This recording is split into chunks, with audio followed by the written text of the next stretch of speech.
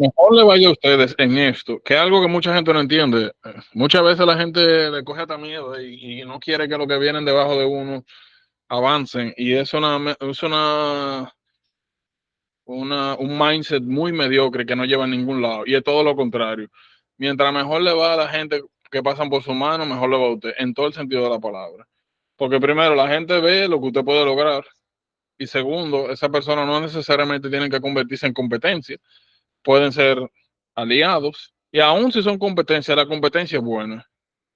Muy buena. Exacto, eso mismo iba yo a decir, aunque fueran competencia, es buena, iba yo a No, decir. es buena porque tú te ves forzado a mejorar, a hacer algo diferente, a dar.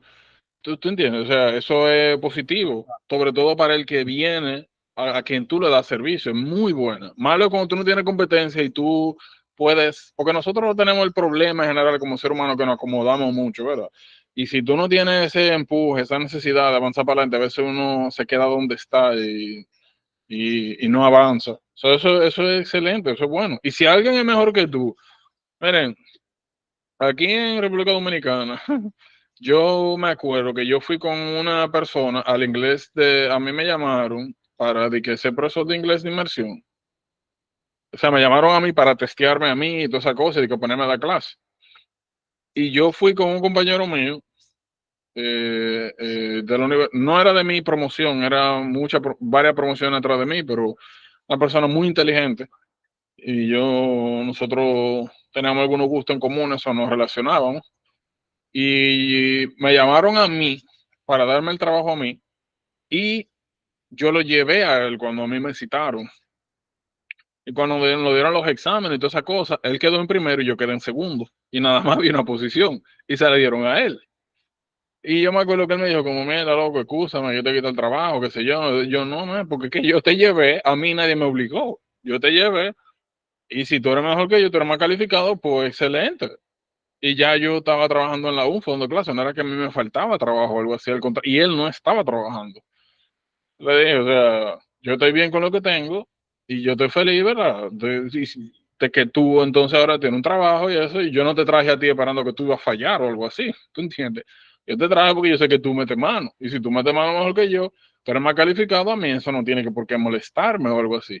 Y al final esa persona que es de bajos recursos, bueno, ya no, ya está haciendo su residencia ya en medicina interna, pero su familia es bien humilde acá, con esos cuartos que él sacó de ahí, trabajando ahí, trabajó creo como año y medio, 2 años, fue que hizo su examen y su vaina y su proceso. Eso no es algo malo, y mucha gente quizá lo vea al revés, como, que me quitaste el trabajo, mal agradecido, qué sé yo, pero no, señores, eso es bueno. Si usted no da por un trabajo o algo así, eso está bien. Eso no significa que usted tiene que mejorar en algo, que hay gente mejor que tú y siempre va a haber también.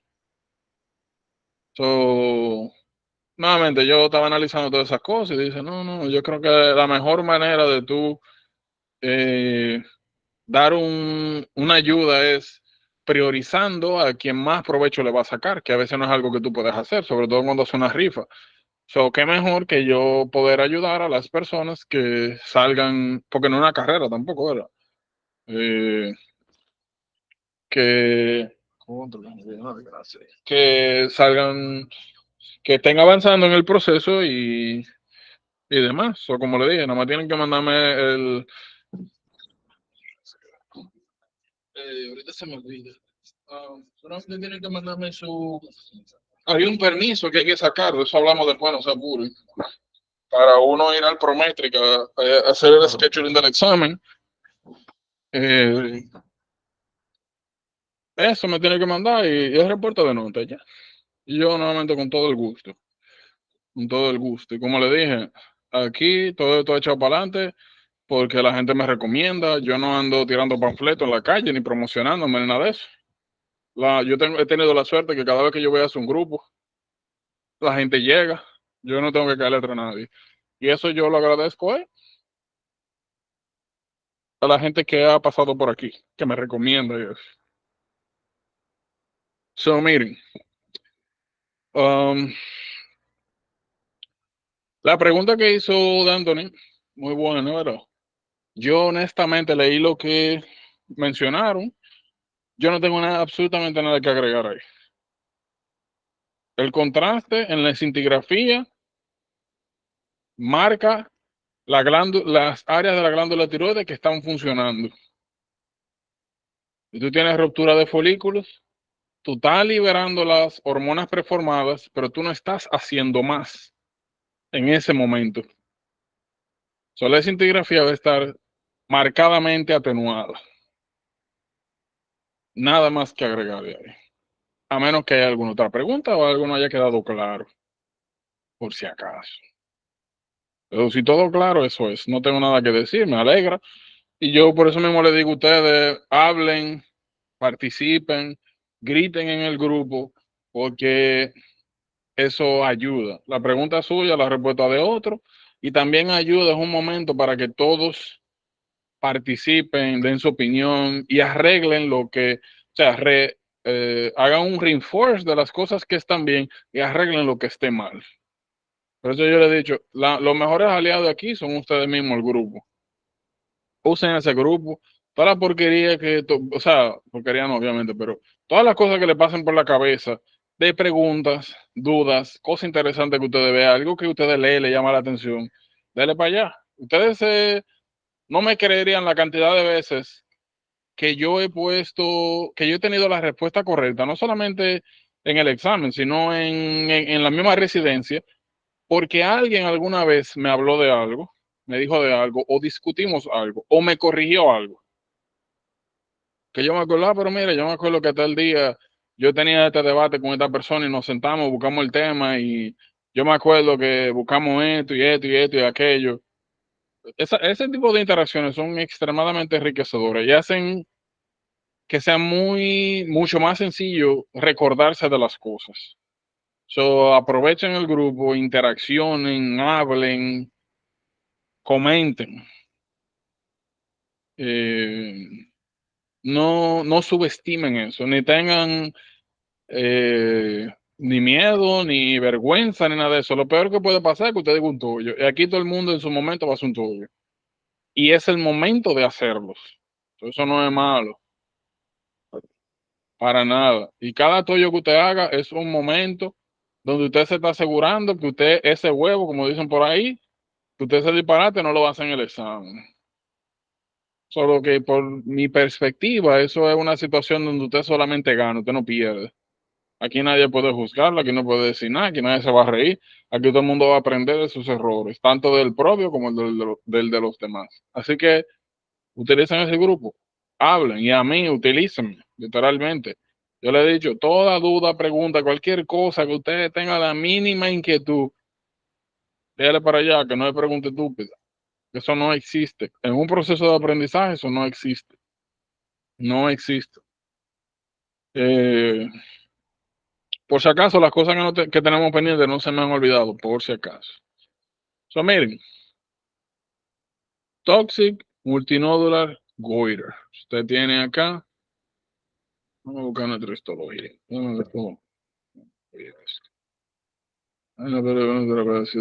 No sé a qué te refieres, pero.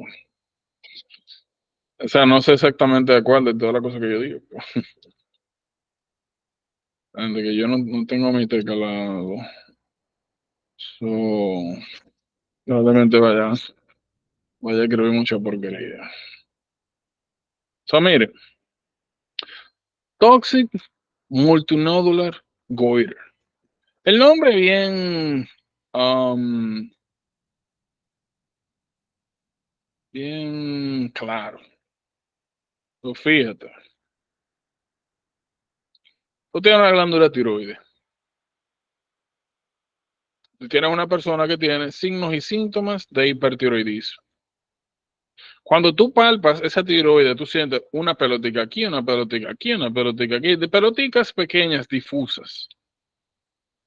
Y cuando tú haces una escintigrafía tiroidea, tú ves que esas regiones, esas peloticas que tú sentiste en el examen físico, se prenden como un bombillo. Se están activamente tomando el contraste y son esas regiones que están sintetizando hormonas tiroideas de manera constante y exagerada. Por ende, el panel tiroideo va a ser T3 elevada, T4 elevada. Ahora, como quienes están generando estas cantidades excesivas de hormonas tiroideas son estos folículos hiperfuncionantes, el problema está en la tiroides, per se, pues entonces nosotros vamos a tener niveles de TSH bajos. Ya nosotros entendemos, sabemos por qué, ¿verdad? Porque todas estas hormonas en sangre que está produciendo la tiroides de manera autónoma, o sea, sin necesitar TSH, van a inhibir la secreción de la misma. TSH bajo, T3, T4 para arriba, signos y síntomas de hipertiroidismo, más nódulos diseminados en la glándula. Ahora, si nosotros nos vamos microscópicamente, vamos a decir que lo que estamos viendo acá es el grupo de células de acá. Y vamos a decir que esta célula de aquí, esta célula de aquí, esta célula de aquí, diversas células, aleatoriamente, sufren el siguiente cambio. Esta es una célula tiroidea de estas perifoliculares, que son las que se encargan de sintetizar el coloide y las hormonas tiroideas. Tienen todas, ya sabemos, receptores de TSH. Esos receptores de TSH son proteínas que se sintetizan en el DNA, naturalmente, o sea, vienen desde el DNA. La información para hacer ese receptor, esa proteína está en el DNA. Si esa, hay muchas razones por las cuales esto puede pasar, pero vamos a poner la más común y más simple. Si ese DNA sufre alguna mutación y al final se produce una proteína, que en este caso es el receptor de TSH, anormal, anómala, que se activa de manera autónoma, o sea, sin necesitar TSH. Eso es un receptor que se activa solo. Vamos a decir que cada una de estas células tiene ese problema. Sus receptores de TSH se activan solo. O sea, ya reciben el estímulo de producir hormonas tiroideas porque el receptor de TSH está activado autónomamente, él solo se activa, sin la presencia de TSH. Entonces forman todos estos nódulos, que son todos esos grupos celulares que están constantemente de manera autónoma con sus receptores de TSH activos y produciendo hormonas tiroideas.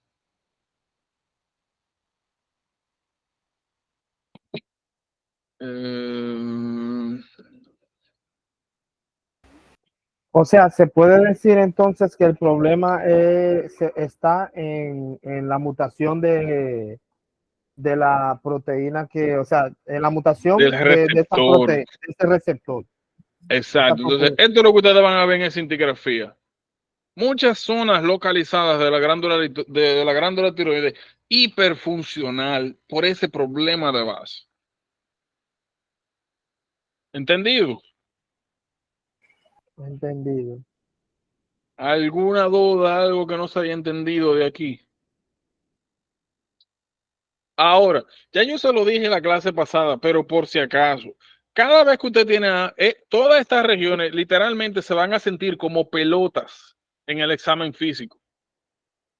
Todas esas regiones hiperfuncionales se van a sentir como peloticas. Cada vez que usted ve una pelota en una gente, o sea, una lesión aparentemente tumoral, el problema más grande suyo inicialmente es identificar si eso es benigno o maligno.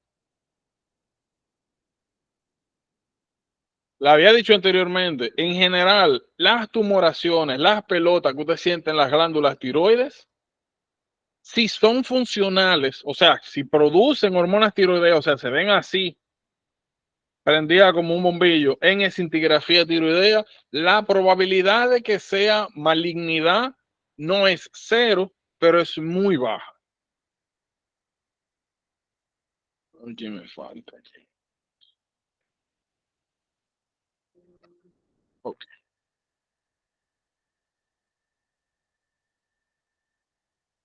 En general, y nuevamente, ya nosotros Dano, sabemos eso que... viene siendo parecido. ¿Ah? Cuéntame. Hello.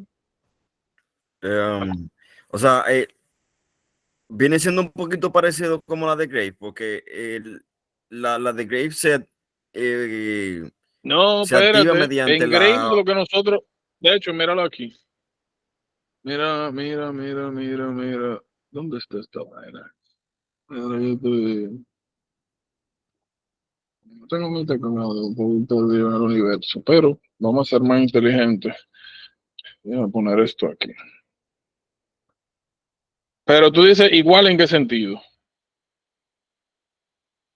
O sea, que también porque la de Grace se activa con un receptor, porque ahí en el receptor se acopla lo que es la IgG, si no me equivoco.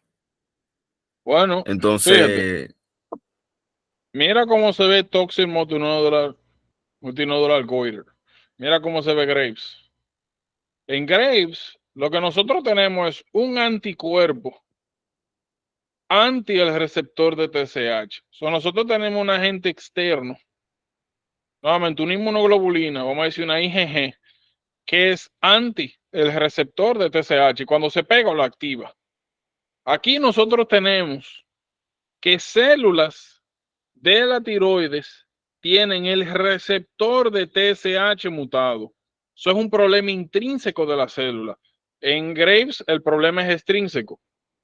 Nosotros tenemos muchos anticuerpos antirreceptor de TSH que activan a la glándula. Por eso que nosotros vemos que el radio óptico del contraste es homogéneo en toda la glándula. Y aquí, como el problema son algunas células que sufren mutación del receptor de TSH, que adquiere la capacidad de activarse de manera autónoma.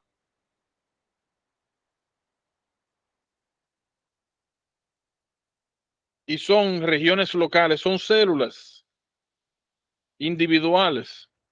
Nosotros vemos entonces esto en la cintigrafía, áreas localizadas. Esos son grupos de células que tienen problemas con el receptor del TSH. Bien.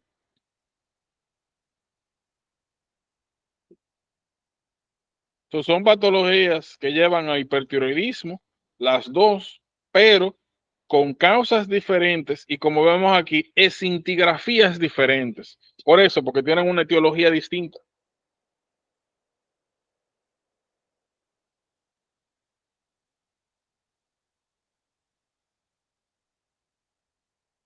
¿Estamos claros ahí, Antonio? sí, sí. Bien. Las dos son hipertiroidismo. Las dos tienen que ver con hiperfuncionalidad de las células perifoliculares, pero las razones son distintas. Una, hay algo externo, una inmunoglobulina que sobreactiva el receptor de TSH y en otra hay una mutación del receptor mismo que hace que éste se active de manera constante y descontrolada. Bien. Entendido.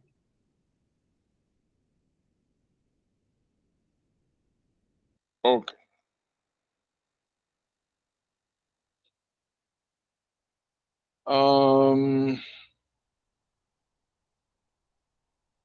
Miren, me parece que en otras circunstancias, nosotros hablamos de Jod-based. Nosotros habíamos dicho que las hormonas, las glándulas en general tienen mecanismos de control. Hablamos de Wolff-Chaikoff, que era cuando usted a la glándula tiroides le manda de un momento a otro mucho yodo. Dijimos que en casos normales, como responde la glándula es dejando de secretar hormonas tiroideas para prevenir hipertiroidismo. Wolff-Chaikoff es una respuesta para prevenir la sobreproducción de hormonas tiroideas. Cuando usted da una carga de yodo. Ahora, eso es en una persona como ustedes y yo, normales, que tienen niveles de yodo adecuados en sangre. Ahora, si usted le da una carga de yodo a una persona que ha tenido hipotiroidismo por tiempo prolongado, lo que hay es lo contrario. Un aumento transitorio de la producción de hormonas tiroideas. Me parece que antes de ayer eso yo lo hablé y lo expliqué. Lo que estamos viendo es que la glándula tiroidea puede comportarse de dos maneras frente a una carga de yodo dependiendo de si ha tenido tiempo con deficiencia de yodo o si ha tenido yodo de manera adecuada para su funcionamiento normal. ¿Qué tienen que saber de eso? Poder identificar las circunstancias. Le dicen que una persona recibe una carga de yodo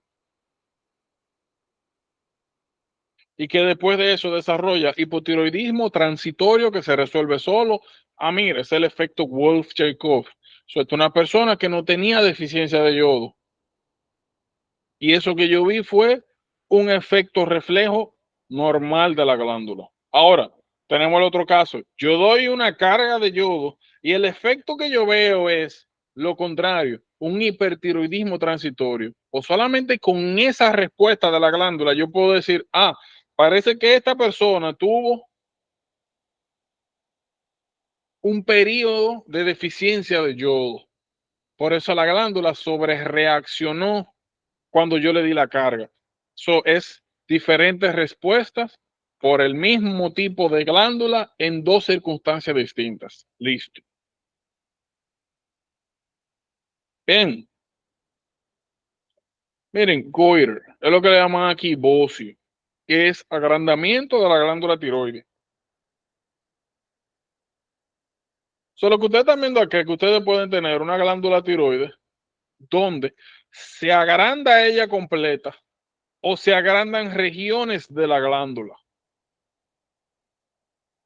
O si ustedes lo quieren poner en español, esta sería simétrica y esta asimétrica. Simétrica, toda la glándula se agranda. Asimétrica, se agrandan regiones. Y lo que ustedes ven aquí son las diferentes causas que pueden llevar a los diferentes patrones. ¿Por qué eso es importante? Porque es un hallazgo del examen físico que le puede decir a ustedes de inicio a quién debe descartar. Por ejemplo, si yo le pongo a alguien que tiene signos y síntomas de hipertiroidismo y yo agarro y le chequeo la glándula tiroides y me dice mi examen o en la pregunta, ¿verdad? Que nosotros encontramos una glándula globalmente enlarged, grande, simétricamente, ya yo sé que si a mí me sale, por ejemplo, Graves, B, multinodular goiter, B, tiroadenoma, C, thyroid cancer, automáticamente yo sé que nada más porque a mí me dijeron que en el examen físico la glándula está totalmente, en su totalidad, enlarged, agrandada, ya yo sé que yo puedo descartar las patologías tiroideas que me causan a mi crecimiento localizado. Y solamente oye, fíjense, todas estas patologías dan hipertiroidismo que se ve igual en signos y síntomas y en laboratorio. Pero como le dije, solamente por yo saber el patrón que me da en el examen físico, ya yo puedo descartarlo. Esto es importante eso. ¿Estamos claros aquí? En ese caso, la respuesta sería la A. Sencillamente porque me dijeron que el agrandamiento de la tiroides es global, grande.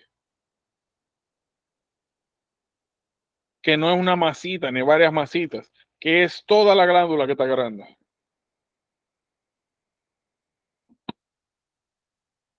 Preguntas si hay dudas. No.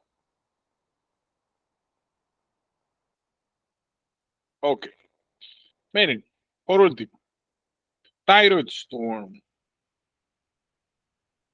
Thyroid Storm es un estado, es una complicación de hipertiroidismo.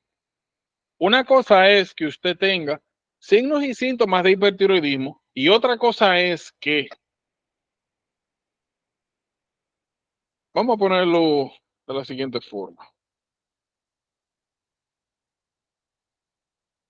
Ustedes saben que a mí me gusta mucho, o sea, considero bien conveniente las analogías. Pues fíjense, aquí todo el mundo, ¿verdad? Conoce Yo consideraría que es la enfermedad más prevalente del mundo, que es hipertensión. ¿Verdad? O tú tienes hipertensión arterial y se divide en estadios dependiendo de los niveles. Ahora, si tú tienes una persona que tiene la presión y mayor o igual a 180 sobre 100, 110, usted la clasifican en dos grupos: hypertensive urgency y hypertensive emergency. Una urgencia, usted puede bajar la presión en días, y la otra una emergencia donde usted tiene que bajar la presión en horas. La medida de presión para los dos es la misma.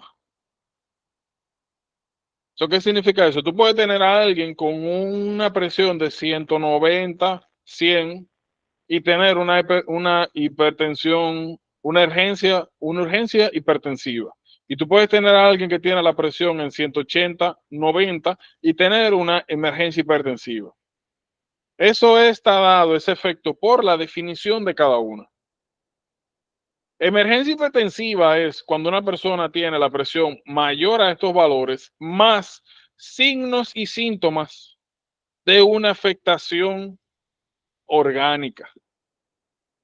Si alguien tiene esta presión y tiene visión borrosa, dolor de cabeza, insuficiencia renal, troponina elevada, problemas para respirar, que le falte el aire, edema pulmonar, cualquier otra cosa que te indique a ti que hay un órgano que está desarrollando algún tipo de falla en su función y usted tiene esta presión, ya se llama emergency.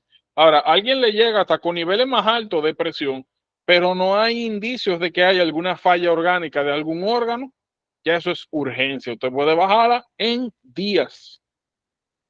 Esta que bajarla de una vez, esto usted puede tomarse el tiempo de bajarla. ¿Eso qué quiere decirles?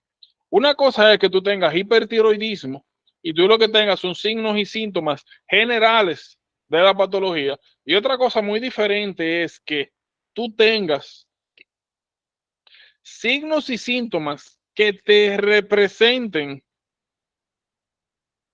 lo que le llaman un life threatening condition, o sea, una condición, un estado donde te puede ocasionar complicaciones severas a largo plazo o la muerte.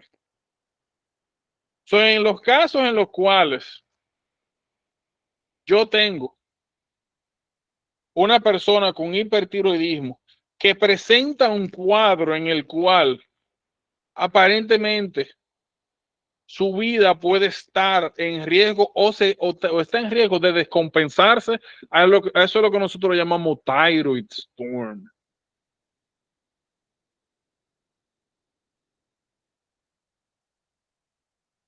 Generalmente lo que nosotros vamos a ver es una persona que tiene hipertiroidismo de manera crónica no controlada y que arriba a eso viene algún insulto o algún estrés, ya sea infección, trauma, descompensación de alguna otra patología como de base como infarto, insuficiencia respiratoria, cualquier estado de estrés para el organismo. Y lo que nosotros vamos a ver es signos y síntomas muy inespecíficos. Lo que normalmente vamos a ver es taquicardia, alteración del sensorio o AMS, Altered Mental Status, fiebre, diarrea. En pocas palabras, vamos a tener los mismos signos y síntomas de hipertiroidismo, pero de manera exagerada. Dímelo, Luis.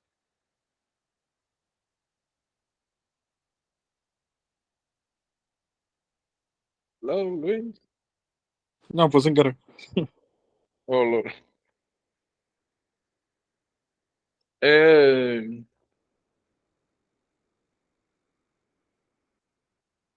debí dejar eso ahí, pero en fin, eso. Ahora, el problema más grande es tú identificar el thyroid stone, porque como los signos y síntomas son los mismos de alguien que ya de por sí tiene hipertiroidismo, pues la pregunta es, ¿cómo yo sé si alguien está en thyroid stone? So, miren, para motivos prácticos, cada vez que ustedes tengan a alguien que tenga, oigan, o historia de hipertiroidismo y en la pregunta le diga a ustedes que no es compliant con el medication, que no se toma los medicamentos, regularmente son personas jóvenes o personas que tienen otros problemas sociales o problemas psiquiátricos o trastorno con uso de sustancias. Lo otro,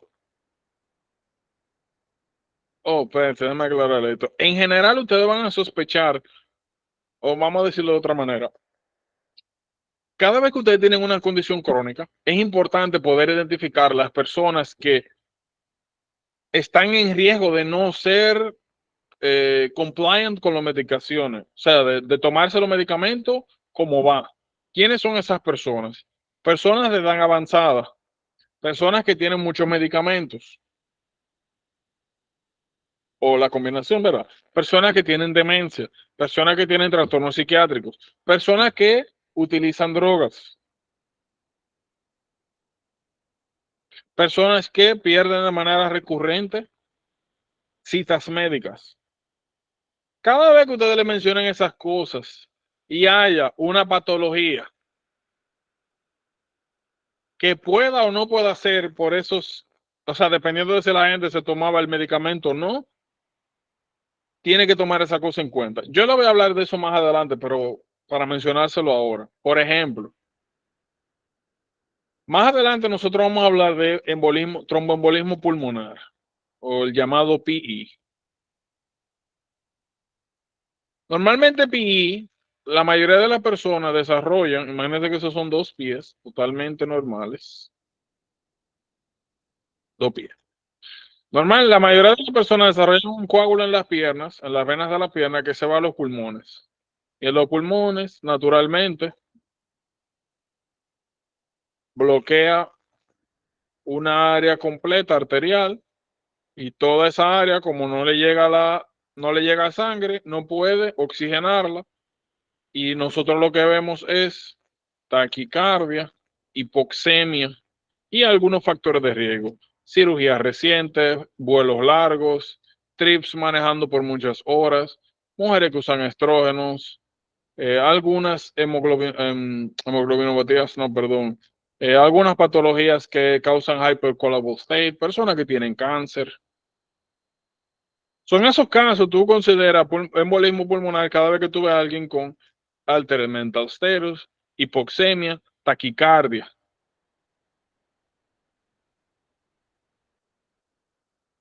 Disminución de la presión arterial, aumento de las troponinas, aumento del ProBNP. Ahora, si una persona tenía, por ejemplo, dentro de sus eh, condiciones de base, atrial fibrillation o alguna arritmia que requiere anticoagulación, eso reduce tu probabilidad de que este sea el diagnóstico, porque alguien que esté en anticoagulación ya, o sea, no es común que desarrollen un trombo, porque ya están en el tratamiento. Es bien más fácil desarrollar un sangrado más que un trombo. Ahora, si tú ves que en la pregunta te dicen o en algún lado que esa persona tiene más de 65 años, que tiene 500,000 medicamentos, que pierde muchas citas médicas, que es alcohólico, que utiliza drogas, que cosas de esa naturaleza, tú puedes asumir, o quizás esa persona tenía el medicamento anticoagulante, no se lo tomaba y ahora tiene un coágulo en el pulmón, en pocas palabras. Eso por si acaso. La razón por la que le menciono eso es porque ustedes van a tener dentro de los tips para pensar en thyroid storm, es alguien que tiene historia de hipertiroidismo pero que no se toma los medicamentos. O alguien que ha tenido signos y síntomas pero que no se ha hecho chequeos médicos, que ni siquiera sabe que tiene el diagnóstico. Regularmente son personas jóvenes.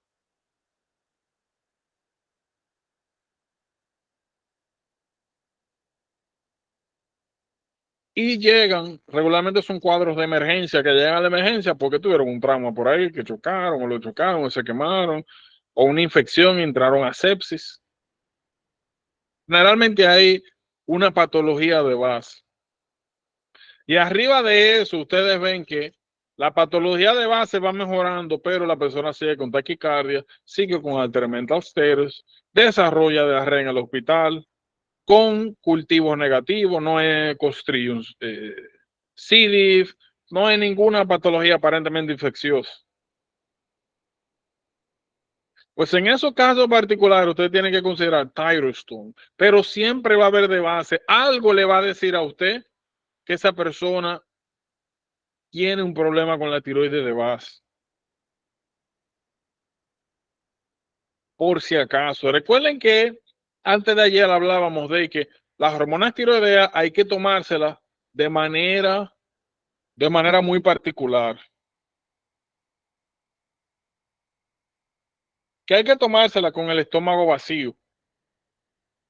Por ende, lo mismo que le dije, personas más de 65 años que tienen 500 medicamentos y uno más, quizá está mezclando medicamentos. Le llega con un cuadro como este, piense en que quizás se está tomando los medicamentos, pero no se lo está tomando bien. Por ende, puede tener un hipertiroidismo anormal. Quizá hay una interacción entre un medicamento y otro. Lo de las interacciones que ya he mencionado anteriormente de proton pump inhibitors, de someprazol, de ranitidina, de los H2 blockers, de calcio, de hierro, eso tiene que ver más con hipotiroidismo, pero cosas similares pueden pasar con esto. La razón por la que se lo digo es porque si ustedes ven un caso donde parezca que sea thyroid storm, y en algún momento le comentan y le dicen que un familiar o que el paciente dice que se está tomando los medicamentos de manera de todos los días de manera adecuada, si ustedes ven alguna de estas cosas que yo le estoy mencionando, pueden considerar también que quizás hay un mal uso de los medicamentos y que la persona está entrando en thyroid storm por esa razón. Sobre todo, nuevamente, si tienen esos factores de riesgo que le mencioné. ¿Cuál es el tratamiento de thyroid storm? Lo primero es resolver problemas de base. Si la persona tiene una infección, resuelve con la infección. Si la persona tuvo algún tipo de trauma, accidente o algo así, estabilizar esa condición. Ahora, en lo que usted resuelve eso, usted tiene que resolver con la tiroides. Como aquí lo que tenemos es alguien que tiene hipertiroidismo de base más un efecto estresor, como le dije, usted resuelve con el estresor más controla el exceso de hormona tiroidea. ¿Cómo usted lo hace? Simple. Disminuyendo la producción de hormonas tiroideas, eso usted lo hace con metimazol propiotiluracil. Habíamos dicho que metimazol actuaba en la glándula tiroides, pero que propiotiluracil actuaba en la tiroides y afuera. Por ende, si el problema que usted tiene de base es tener muchas hormonas tiroideas, el mejor medicamento es propiotiluracil, porque le bloquea las hormonas que usted tiene afuera y le bloquea a la glándula para que siga produciendo, a diferencia del metimazol que solamente te bloquea las que se van a producir. Lo otro que nosotros damos es propanolol, beta bloqueador. ¿Por qué? No hemos hablado en detalle de eso, pero me parece que yo les he mencionado que los beta bloqueadores tienen un efecto interesante. T4 es una hormona circulante que para convertirse en una hormona útil, funcional, debe convertirse en T3. Y eso sucede a través de una hormona una enzima que se llama 5'-desiodinasa. Eso fue cuando yo le busqué la imagen y le enseñé la diferencia entre T3 y T3 reversa. Los beta bloqueadores, en general, todos, sobre todo los no selectivos como propanolol, bloquean esta enzima. Por ende, usted acumula mucha T4 y no se convierte en T3. Y eso es importante, porque si usted tiene mucha T4, no importa mucho. Porque la hormona tiroidea que es activa en los tejidos es T3. Nuevamente, eso va con lo que usted quiera hacer. Si alguien tiene thyroid storm, usted bloquea la producción de hormonas en la glándula tiroides y bloquea la conversión de la fase inactiva a la fase activa. Y lo hace doble, porque el propio Brasil hace esto mismo. Aparte, los beta bloqueadores tienen otro efecto importante para nosotros. Uno de los problemas más grandes que se desarrolla en el Tidal Storm es taquicardia. Y estamos hablando de taquicardia de una gente que tiene un ritmo cardíaco de 160, 170, 180. Y si alguien tiene de base coronary artery disease, alguna vena, alguna arteria, perdón, media tapa por ahí, eso te puede triggerar un infarto. O puede ocasionar otras cosas que vamos a ver en cardio, como algo llamado cardiomiopatía por taquicardia. En pocas palabras, como una edema pulmonar, insuficiencia cardíaca, no porque hay un problema cardíaco particular, sino por la misma taquicardia. Nuevamente, detalles en cardio. Los beta bloqueadores ayudan no solamente a prevenir la conversión de hormona inactiva a activa, sino también para disminuir la frecuencia cardíaca, calma el corazón. Porque lo que ustedes tienen que pensar es lo siguiente. Si ustedes tienen un corazón, primero, ustedes saben que está sístole y diástole. Ahora, sístole, usted saca sangre, diástole, usted llena. Si el corazón tiene un ritmo cardíaco de 170, ¿quién es que más sufre de los dos? Y es una pregunta, por si acaso. Una pregunta real. La diástole, la que, o sea, si tiene un ritmo La diástole. alto, la Porque cada vez diástole. que no ese corazón relaja. se contrae, ¿verdad? Saca sangre. No le da Pero tiempo si a tú no le relajarse. das tiempo a llenarse, ¿qué es lo que tú vas a sacar? Entonces, tener una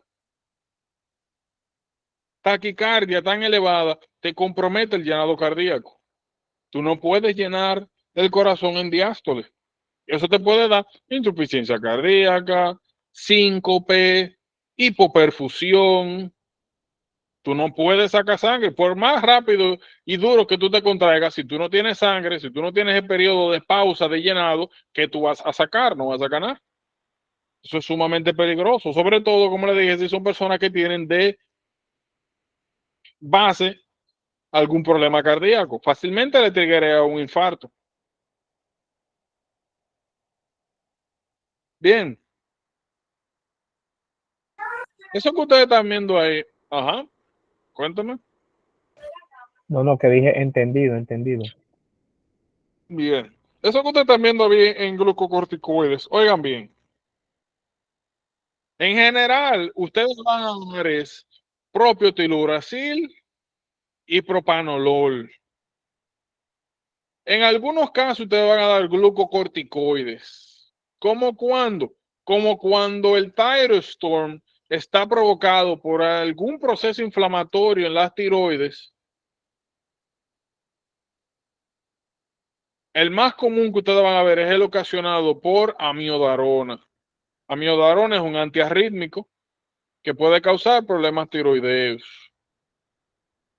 Y hay varios mecanismos por los que lo causa. Está el tipo 1 y el tipo 2. ¿Qué pasa? Hay uno de los mecanismos por el cual la amiodarona causa problemas tiroideos, en las cuales causa inflamación en la tiroides. Y en ese caso, tú utilizas glucocorticoides. ¿Qué yo quiero decir?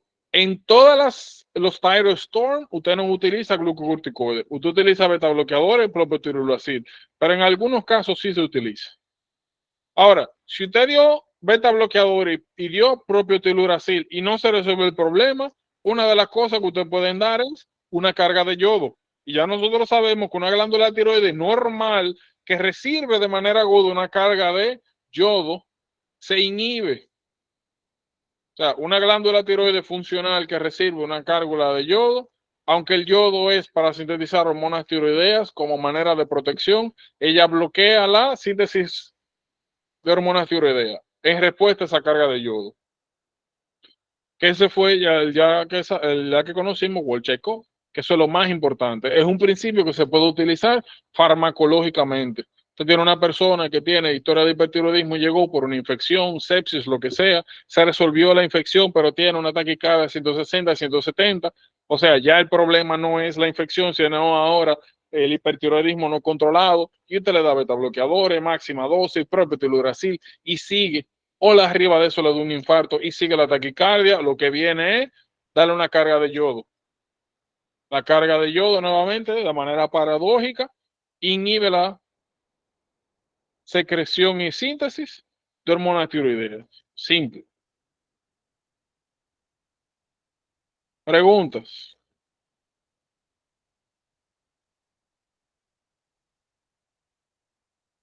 No.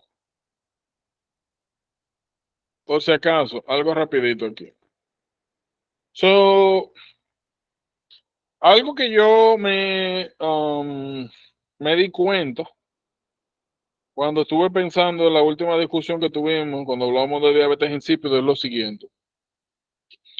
Aquí vamos a poner osmolaridad, aquí vamos a poner tiempo, y aquí vamos a dividir el cuadro en dos, donde vamos a tener privación de agua, o sea, deshidratación, y desmopresina. Aquí yo voy a representar dos curvas. La primera curva es esta, y la segunda curva es esta. O sea, la voy a poner las dos juntas. Y lo que representa son cosas diferentes. Lo vamos a poner, ok. Esta primera curva es lo que pasa en orina. Son una persona normal, cuando usted lo priva de agua y comienza a deshidratarse, la osmolaridad en orina va subiendo. ¿Verdad? De hecho, hay algo mal aquí por eso. Vamos a hacer el cuadro bien. Eso desmopresina, ¿verdad? So, el cuadro realmente debería ser así. Y la desmopresina no debería aumentar mucho la osmolaridad en orina. Ok, esto que es lo que pasa en una persona normal. Usted le priva de agua y la osmolaridad en orina comienza a aumentar. Ya nosotros sabemos que la osmolaridad en la orina aumenta porque la ADH, que es lo que se secreta en la pituitaria posterior por ese proceso de deshidratación, o sea, de aumento de la osmolaridad plasmática, promueve la liberación de ADH y la ADH lo que hace es que concentra, quita La agua orina. de la orina, en pocas palabras. O sea, concentra la orina. Y mientras más usted concentra la orina, más aumenta la osmolaridad. De aquí estamos claros, ¿verdad? Esto es orina. Ahora, si yo grafico aquí concomitantemente lo que está pasando en la sangre, ¿qué es lo que va a pasar? La osmolaridad de la sangre comienza inicialmente a elevarse, porque estoy deshidratando a una persona, comienza a secretarse ADH. ¿Qué pasa con la osmolaridad plasmática entonces? Empieza a disminuir. Comienza a disminuir, porque yo estoy Al revés, reabsorbiendo efecto agua, estoy inverso. concentrando orina. ¿Y qué es lo que quiere esa ADH? Restituir la osmolaridad normal. Yo nunca bajo más de la osmolaridad normal. Yo trato de mantenerla alrededor de la normal. O sea, que yo tengo la osmolaridad de la sangre y ahí tengo la osmolaridad de la orina en una persona normal. Eso tiene sentido, ¿verdad? Yo concentro la orina mientras diluyo sangre. ¿Entienden eso? Sí. ¿Alguien no entendió eso, lo que yo hice ahí? Dígame ahora o calle para siempre. Y que me pueden escribir por WhatsApp si lo quieren hacer anónimamente, por si acaso. ¿Alguien no entendió esto que hicimos aquí? Yo no entendí lo de la sangre. ¿Cómo? Yo no entendí lo de la sangre, que diluye sangre. Bien. Fíjate. Vamos a ponerlo de la siguiente manera. Tiene una gente feliz y tú tienes esto no es lo que ustedes piensan, es una hipótesis. Bueno, las hipótesis normalmente son más o menos, eso es lo que puedo. Anterior y posterior. Posterior, nosotros tenemos aquí oxitocina y tenemos ADH. ¿Verdad? Y aquí tenemos riñón. Okay. La persona está infeliz porque aquí tenemos osmolaridad, aquí tenemos tiempo. Y esto sería el periodo de deshidratación, y esto es cuando tú das desmopresina. ¿Verdad? So, si tú a esa persona la privas de agua, no le das agua, lo que pasa a medida que pasa el tiempo es que comienza a deshidratarse. Porque tiene pérdida cuando respira, cuando transpira, cuando va al baño, cuando hace pupú, todo eso. Pierde agua. Pero como no está ingiriendo agua, comienza a deshidratarse. So, yo voy a poner aquí. So, ¿qué pasa con la osmolaridad de la sangre? Pero ¿de quién fue que habló? No, yo todavía no conozco bien las cosas. Más por aquí, por la computadora. ¿Quién fue que me dijo que no entendió? Yo, Zuley. Ok. Zulem. So, ¿qué pasa con la osmolaridad plasmática de esta persona cuando comienza a deshidratarse?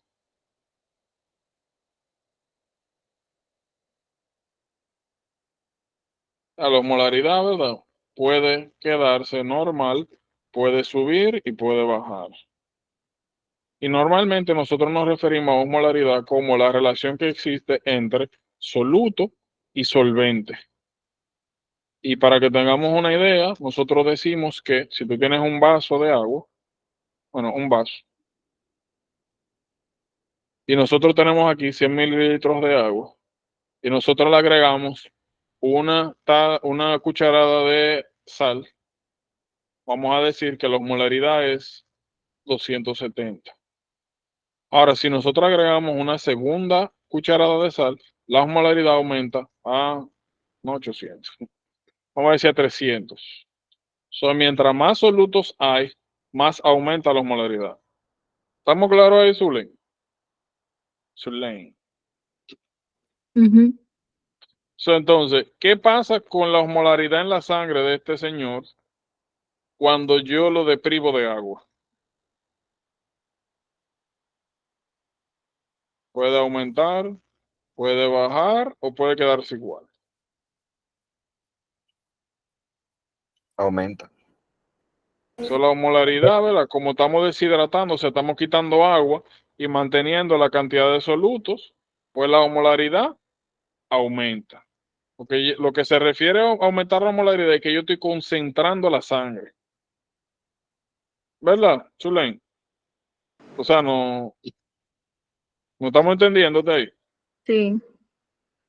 So, vamos a decir que esta es la osmolaridad normal, tuya y mía. So, a medida que, que esta persona deja de beber agua, la osmolaridad de la sangre comienza a aumentar. ¿Verdad? Porque estamos perdiendo agua y teniendo la misma cantidad de soluto en sangre. O sea, estamos concentrando la sangre. So, la osmolaridad comienza a aumentar a través del tiempo. So, osmolaridad para arriba y tiempo va pasando para la derecha. Ahora, ¿qué pasa? A medida que se concentra la sangre, o sea, que aumenta su osmolaridad, aquí en la pituitaria posterior, eso me estimula la secreción de ADH. Y cuando esa ADH sale a sangre, eventualmente llega aquí a los túbulos colectores renales. Y lo que hace esa ADH es que de la sangre que se filtra acá, en los riñones, parte de esa agua, en vez de irse a la orina, se va a la sangre. O sea, la ADH me rescata agua de la orina.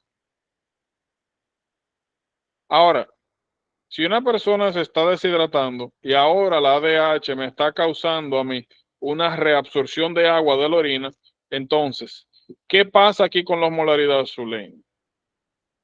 Se mantiene igual, sube, baja.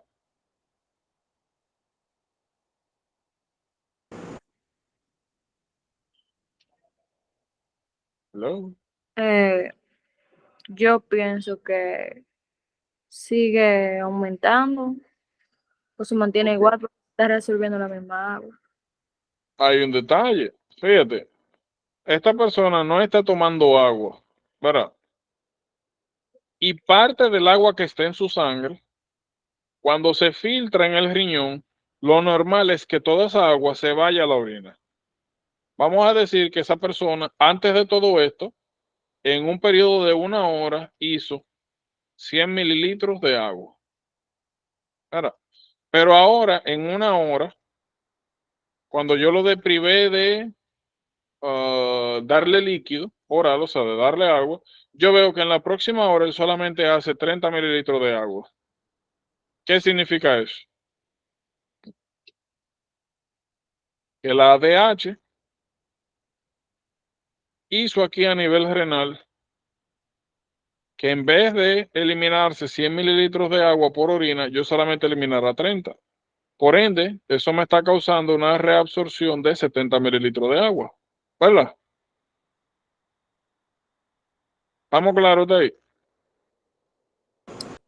Sí. So, si yo estoy reabsorbiendo agua, o sea, estoy poniendo más agua en la que yo estoy perdiendo la sangre, si tú metes agua en la sangre concentrada, ¿qué pasa con la concentración de solutos?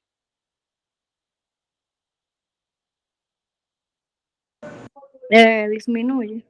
Exacto, so la ADH me disminuye la osmolaridad plasmática para, Compensar. exacto. So, eso es lo que pasa cuando tú y yo dejamos de beber agua por periodos largos. Se libera ADH y también nos da sed. So, cada vez que nosotros tenemos eso, significa que la osmolaridad nuestra del plasma está aumentando.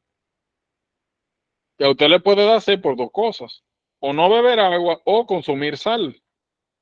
Si usted se come algo salado, le da sed. ¿Por qué le da sed? Porque usted está concentrando sal en sangre. Bien. So, el cuadro que yo hice aquí, lo que yo representé en la línea azul fue: no le estamos dando agua a esta persona, se comienza a deshidratar. So, la línea azul representa que la osmolaridad plasmática va subiendo. Y luego, cuando entra el sistema del ADH, la osmolaridad comienza a bajar hacia el lado normal, porque eso es lo que hace la hormona, ¿verdad? Ahora, la otra línea, la roja, lo que me presenta es lo que pasa en orina. So, ahora yo te pregunto, si ya nosotros sabemos lo que hace acá la ADH, ¿cuál es el efecto que tiene ella en la orina? Si antes yo en una hora producía 100 mililitros de orina y ahora estoy produciendo 30, ¿qué le ocasiona eso a la concentración de solutos en la orina?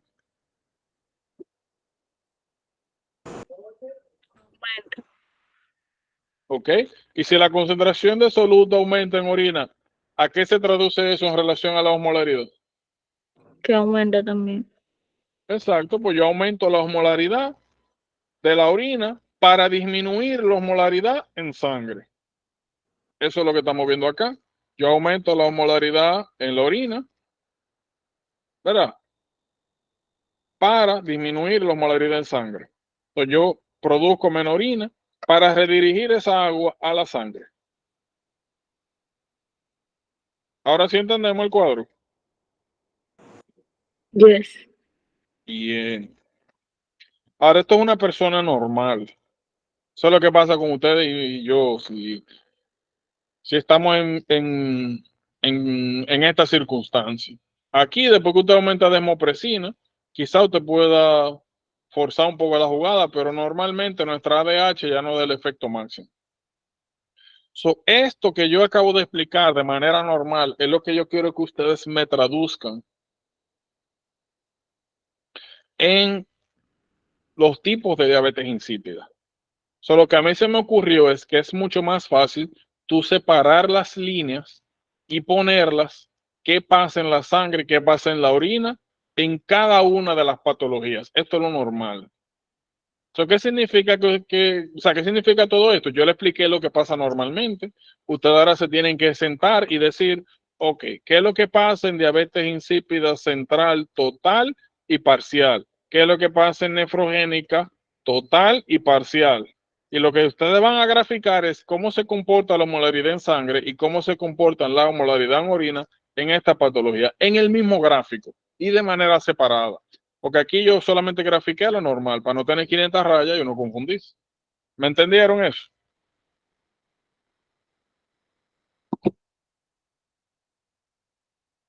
¿Hay alguna pregunta o sea, todo el mundo, la pregunta mía, la más clara sería, ¿todo el mundo sabe lo que va a hacer ahora con esos gráficos? Cuando tengan un momento de su vida. ¿O hay alguien que no entendió?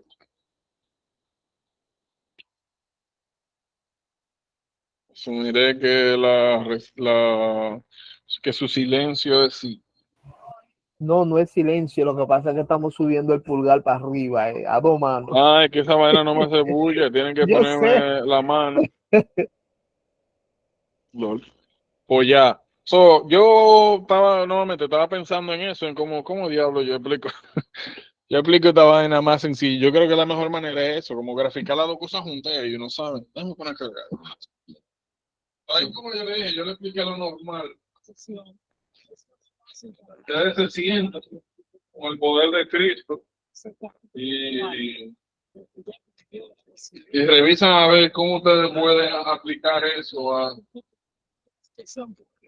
eh, a eso, las diabetes insípidas. Porque lo que yo quiero que entiendan es eso. ¿Qué pasa en la sangre? El efecto total de lo que pasa con esas patologías.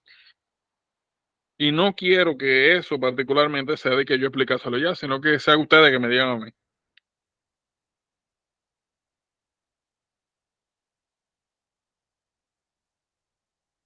Pero de nuevo.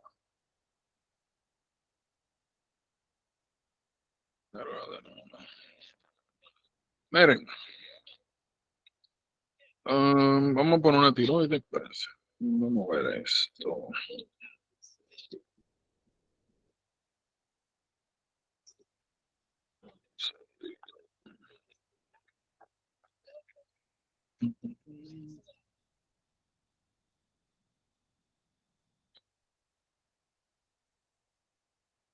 Miren, adenoma. Fíjense, en patología, nosotros vamos a hablar de nomenclatura. Y nomenclatura es aquí todo el mundo me imagino que se acuerda de eso, del concepto de nomenclatura en química, que es sencillamente los principios que uno utiliza para nombrar cosas. En patología nosotros vamos a hablar de las nomenclaturas en las cuales nosotros nombramos las lesiones tumorales. En general, cuando nosotros le decimos tumor, lo que pensamos es en cáncer y no. Todos los tumor sencillamente significa que yo tengo un crecimiento o agrandamiento anormal de un tejido. Y ya a partir de ahí yo los clasifico en benignos o malignos, depende de sus características primordialmente histológicas. Cada vez que ustedes vean adenoma, lo que eso significa es que ustedes tienen un tumor de ese tejido y normalmente la palabra adenoma se refiere a que el tejido que sale o sea, el tumor que sale de ese tejido se parece a una glándula. En general, adenoma significa tumor de tejido que histológicamente se parece a una glándula.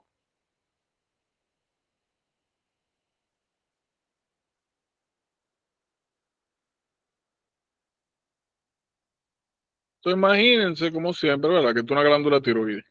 Es que aquí hay una pelotita. Y esa pelota, como decir que tiene 2 centímetros. Es relativamente grande. Por ende, usted tiene que hacer un FNA, que es un Fine Needle Aspiration. Que usted mete una aguja ahí, saca una muestra y manda a la patología. Y en la patología, usted ve que ese tejido se parece, tiene las características generales de una glándula. Que lo vamos a ver en patología. Pero es un tejido que se parece a la tiroides. Donde usted ve las células, su polaridad, sus características, no se ven como células raras normales. Ahora, los adenomas se dividen en 2 grandes grupos. Primero, adenomas en general son tumores benignos. Ahora, los adenomas específicamente de tiroides se dividen en 2 grupos, en funcionales y no funcionales. Y ya nosotros dijimos que generalmente los funcionales son benignos totales, que tienen muy poco riesgo de convertirse en cáncer, carcinomas. Ahora, los no funcionales, si bien es cierto, pueden ser benignos, generalmente tienen mayor riesgo de ser malignos. Y ahora escuchen esto bien.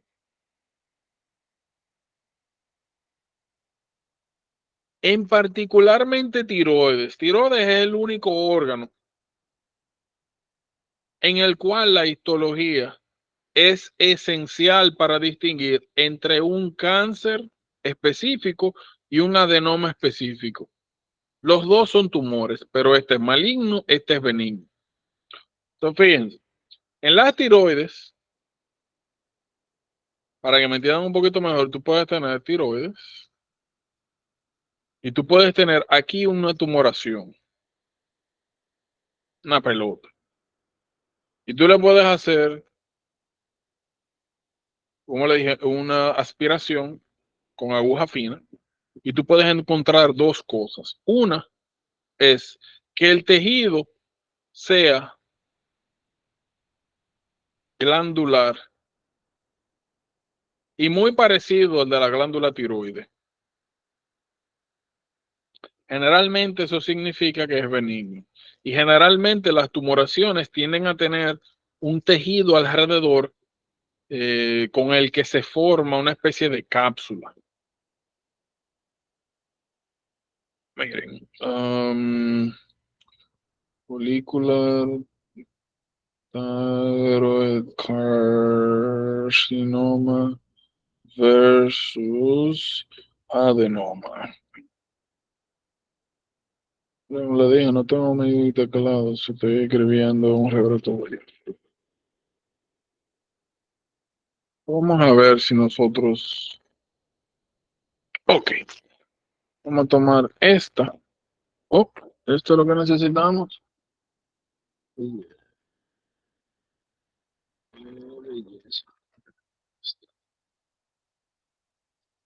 Creo que con esa imagen no sé. Sí, esta imagen es más que suficiente. Ok, mierda. Mira, de hecho, si esta imagen es tan pequeña, no podemos quedar aquí en eso. Mira, como le decía, si usted agarra esa pelotita y toma una muestra, usted puede ver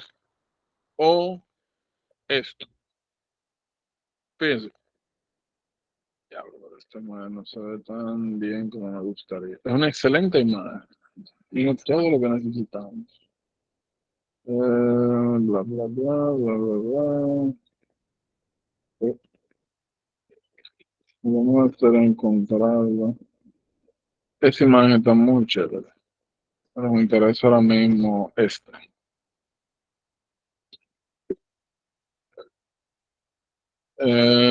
¿Cómo era que se llama esta? Sniping.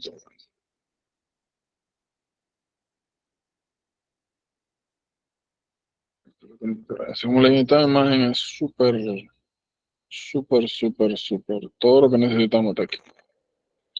No, miren, en el primer caso, que es lo que le decía, usted toma una muestra y usted encuentra que esa tumoración tiene la siguiente característica. Miren cómo se ve el tumor. Usted ve coloide, coloide, coloide, coloide, coloide, coloide. O sea, un tejido que se ve muy parecido al de la glándula tiroides, igual, prácticamente. Lo único que la glándula tiroides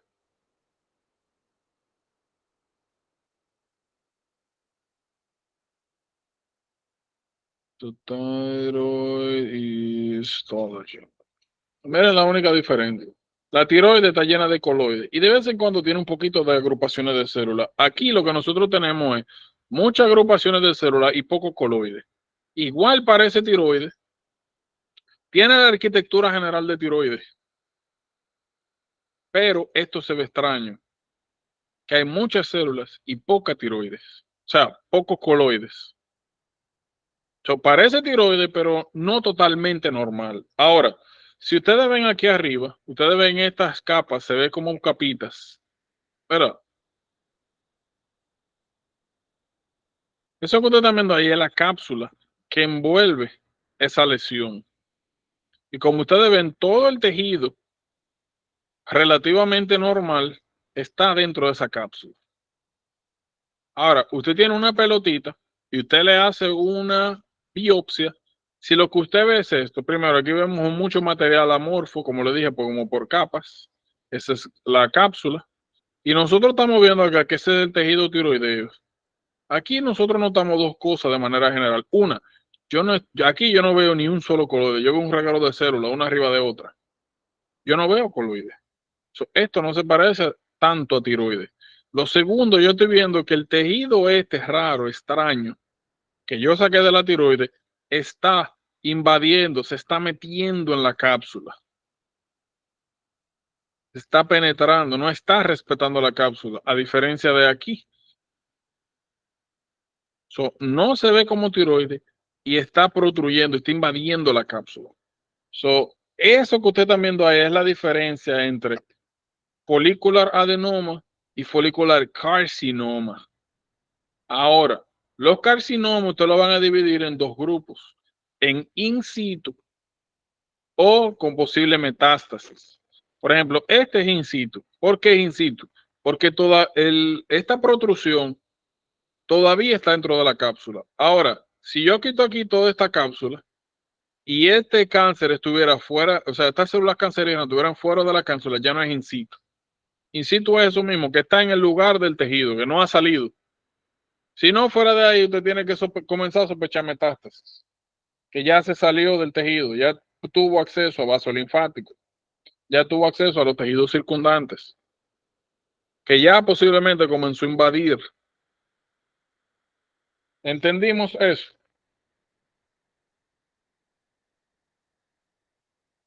Entendido. Bien. Oye, eso es lo que tienen que saber de ahí.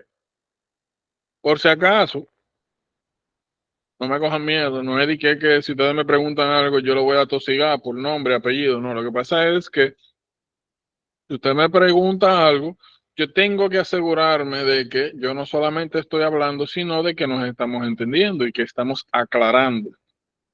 Y yo estoy muy seguro que esa aclaración que hicimos en un lugar no solamente le ayudó a una sola persona, sino que ayudó que hasta a veces el que entendió, el que creía que entendía, pues captara mejor el concepto general de lo que estábamos hablando. Por si acaso, porque yo sé que a veces uno tiene eso de que diablo, coño, yo nada más quería preguntar, entonces yo nada más quería saber, me preguntaron 500 veces, por si acaso, no es como la fe, no nada de eso, eh, es parte de para yo asegurarme que estamos en el mismo sitio y que no estamos sencillamente hablando por hablar. Porque yo le dije, ya esto yo me lo sé, aquí el que tiene que saber es usted, yo tengo que asegurarme de eso. Más si hay algo que es importante como ese tema y que nos ha dado un poquito de problemas.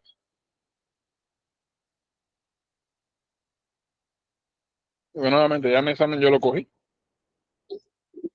El que le toca es a ustedes. Y no me interesa dejar nada por arriba. Me interesa que todo lo que nosotros toquemos, que lo entienda de verdad. Mire,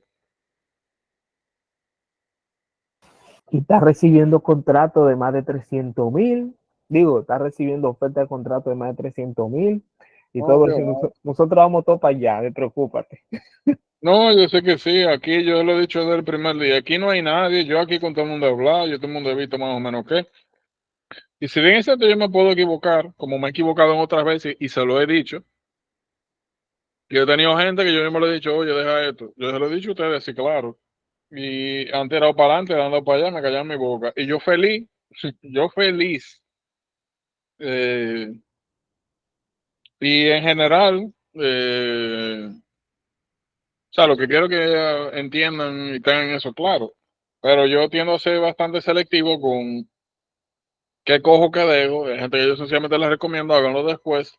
Y nuevamente, si para mí ustedes están en este grupo y hablamos, yo sé cuál es su situación en general, eso significó para mí, por lo menos de mi evaluación inicial, que usted tiene las cualidades, tiene las aptitudes para no tener ningún tipo de problema con hacer esto de manera exitosa.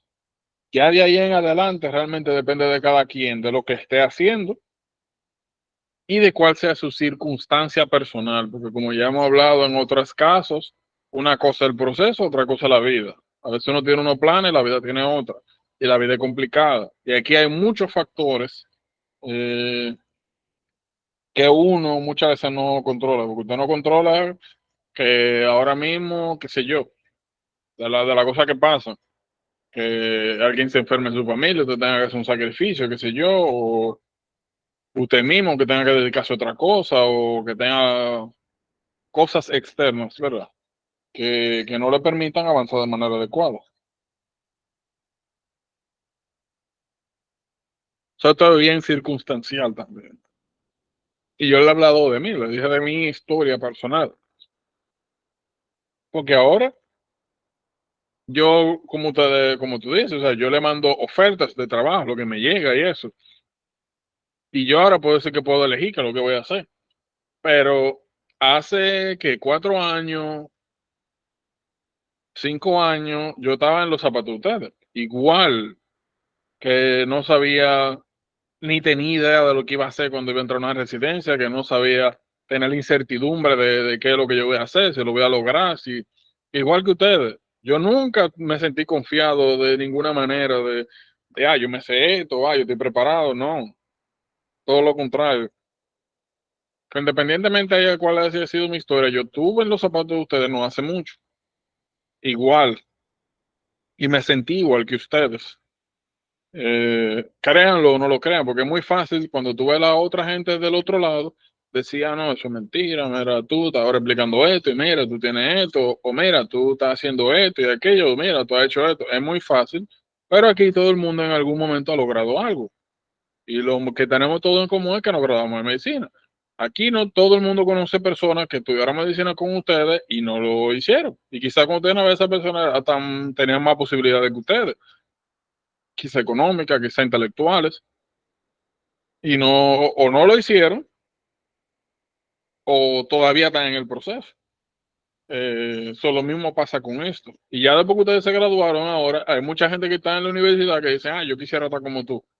Eh, y definitivamente es un logro, pero ustedes que ahora están como yo estuve buscando su camino, quizá no lo sienten tanto así. Quizá te sienten hasta ustedes quizá que esta cuestiones, que diablo fue lo que yo estudié, que es lo que yo voy a hacer y qué sé yo, porque están buscando y encontrando camino. Eh, Pero para que ustedes entiendan, le digo, ahora mismo ustedes se encuentran una gente que va a entrar a la carrera de medicina, que está comenzando y dicen, wow, yo quisiera estar como tú, y que qué sé yo, y que no sé cuánto, y lo van a ver como algo grande, que ya tú eres doctor, o que qué sé yo, y ustedes, muchachos, está yo el diablo, qué sé yo, como quizás no lo vean así. Eh, um, pero lo mismo, yo sencillamente estoy en otra etapa y pagué mi precio para eso y ahora le toca a ustedes. Pero si ustedes hacen su cosa de manera responsable como lo tienen que hacer, ustedes no deberían esperar estar en una circunstancia muy diferente a la mía. Definitivamente no, no hay ninguna razón para eso. Ninguna. Nuevamente, siempre y cuando ustedes hagan lo que les toca hacerlo y como les toque. Y respetando lo que puedan hacer, que es algo que yo le he hecho mucho hincapié desde el principio. La vida no es ideal, yo le dije a ustedes. Yo tuve que trabajar 2 años para pagar toda esta vaina, estos exámenes, toda esta porquería. Eh, um, yo estuve preparado y no tenía el dinero. Y ya, yo tuve mis dificultades, ustedes van a tener la suya y tienen la suya ahora y van a tener más para adelante. Y parte de ser exitoso en esto es manejar todas esas cosas. Y no solamente en esto, en general. Usted se quede aquí, haga lo que sea. Yo tengo gente que hicieron los exámenes, se certificaron y al final se quedaron aquí por X razón o lo que sea. no es importante donde usted esté, sino que usted se desarrolle, tome la cosa que usted va a hacer en serio y se comprometa con eso de lo máximo que usted pueda en ese momento y ya. No es una charla motivacional, es la realidad. Yo estoy con mucha gente en la residencia que son más brutos que yo, y tengo mucha gente en la residencia que son más inteligentes que yo, mucho más, y tengo gente que son menos educados que yo, que son más dedicados que yo. Y esa es la clave. Coger el proceso en serio, darle para allá, asumir roles adecuados de qué tú puedes dar, cómo tú lo puedes dar, de organizarte, ponerte una meta, trabajar para eso y ya, es como lo que sea. Aquí todo el mundo está joven, aquí todo el mundo, independientemente, aquí nadie llega a 40 años, eso es joven, usted está en la mitad de su vida. De aquí a ahora lo que ustedes quieren hacer, literalmente lo pueden hacer, literalmente. Porque tienen que tener una buena estrategia, buena formación y un poco de suerte. Pero como dicen por ahí, la suerte no es algo totalmente aleatoria, es usted está en el momento adecuado, tener el conocimiento adecuado para tomar la mejor decisión. Quizá ustedes y yo hemos tenido la oportunidad de ser millonarios ahora mismo. Quizá alguna gente de ustedes un día le dijo, juégate el 26 y no lo jugamos. Cuando una vez se fue el que salió ese día y ahora es el que lo jugó de millonario y ustedes y yo estamos aquí con lucha. ¿Quién sabe? Pero en fin. Así que tengan esa cosa bien presente y no romanticen el proceso, o sea, no lo pongan romántico, como que mágico que un día usted se va a levantar y va a pasar el examen, no, eso le va a costar a usted y le está costando ya. Pero tampoco lo pongan como que es una cosa imposible. Sencillamente son unos escalones, diablo, que no más feo. Son unos escalones y ustedes están comenzando acá y desde aquí todo se ve muy lejos, pero cuando usted está aquí, todo se ve muy cerca. Yo le dije, en la universidad, el ejemplo, usted se graduó ahorita aquí y anteriormente eso era lo más lejos que usted veía. Ahora usted está aquí y ya usted pasó todo esto, pero se siente todavía en el aire porque todavía está buscando rumbo, ¿verdad? Está buscando qué es lo que va a concretizar. Y lo mismo va a pasar más adelante, usted va a estar en su especialidad o en lo que sea que usted decida hacer y va a mirar para atrás y lo va a ver como chiquito, como que porque ya pasó. Y eso es, yo no sé qué tan bueno o malo sea eso, pero eso es algo bastante común. Y no es necesariamente malo, para nada. Pero en fin, miren, cánceres. ¿Qué me interesa que sepan de cáncer? En general, todas las lesiones, en el caso particular de tiroides, que sean hipofuncionantes. Fíjense, primero son síntomas constitucionales, que ya lo hemos hablado. Personas que tienen febrículas, sobre todo en la noche, o sea, fiebre bajita, y y no tengan alguna infección particular, pérdida de peso, anorexia. Eso lo dan todos los cánceres. Ahora, en muchos otros casos, ustedes tienen que cánceres causan signos y síntomas asociados a compresión cuando crecen. A veces crecen tan rápido que erosionan, dañan a los tejidos circundantes y a los vasos sanguíneos y causan sangrado. En otro caso, crecen tan rápido que causan compresiones, ya sea de otros órganos o de vasos sanguíneos o de nervios. Por ejemplo, aquí, en el caso de tiroides, nosotros sabemos, ¿verdad?, que tenemos la glándula y que justamente detrás tenemos tráquea y detrás de la tráquea tenemos esófago. Cuando hablamos del tiroiditis, mencionábamos que se confundía mucho esa tiroiditis con cáncer de tiroides, porque ocasionaba compresión de vías aéreas, compresión de vías de esófago y causaba problemas respiratorios y posteriormente también problemas con deglución. Entonces ya nosotros tuvimos nuestra introducción a los cánceres tiroideos, síntomas constitucionales más síntomas compresivos de cuello. Lo que nosotros vamos a agregar ahora es sencillamente que por estas áreas pasan algunos nervios que vamos a ver en neuro. Algunas de esas lesiones son por invasión del mismo tumor, otras son por eh, operaciones que se hacen acá. ¿Qué son lo que ustedes están viendo aquí? Los nervios los vamos a ver en neuro. Lo que me interesan ahora que sepan es que, sobre todo con la resección, cada vez que usted ve un cáncer de tiroides, hay que sacarlo de ahí. Porque la tiroides no es un órgano esencial desde el punto de vista de que usted puede dar usted puede tratar dando la hormona de manera oral. Eso no es un problema. En general, siempre y cuando no haya invasión, metástasis y esas cosas, usted saca. Detalle lo vamos a ver en patología y en onco. Ahora, ¿qué me interesa que sepa? Glándulas tiroides, ya nosotros sabemos que aquí nosotros tenemos atrás las glándulas paratiroideas. Ya nosotros sabemos que la causa más frecuente de hipotiroidismo, de hipoparatiroidismo, o sea, de hipocalcemia, es iatrogénica. O sea, que usted se lleva la glándula tiroides por cualquier razón que sea y de camino usted se lleva la paratiroides. Normalmente la paratiroides usted la agarra, habíamos dicho, usted la mete por ahí en un pocket de músculo en cualquier otro lado. Pero a veces usted no puede distinguir bien, sobre todo si hay cáncer, hay deformación de la arquitectura de la glándula. A veces usted no puede distinguir bien dónde termina una cosa, dónde termina otra, o usted no está seguro si están invadidas con cáncer o no, y usted o se lleva toda la paratiroides o se la lleva sin querer. Eso pasa. Y de ahí nosotros desarrollamos hipocalcemia y iatrogénica. Hipocalcemia más hiperfosfatemia, porque ya sabemos que la paratiroides lo que hace es aumentar calcio, disminuir fosfato. Si usted no tiene la glándula, pasa lo contrario, hipocalcemia, hiperfosfatemia, esencialmente. Lo otro que nosotros tenemos acá es que dentro de la misma operación nosotros podemos, o sea, nosotros tenemos arterias inferiores y arterias superiores. Cuando nosotros estamos transectando las inferiores, lamentablemente, esta pasa muy cerca de el llamado nervio laríngeo recurrente. En algunos casos es imposible evitarlo y usted cuando se lleva la glándula se lleva el nervio.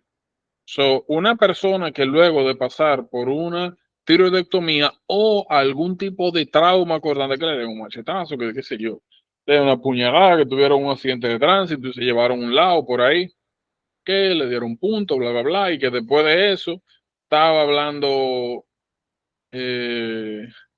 estropajoso, que la voz se le puso más grave, ya ustedes saben a quién fue que se llevaron.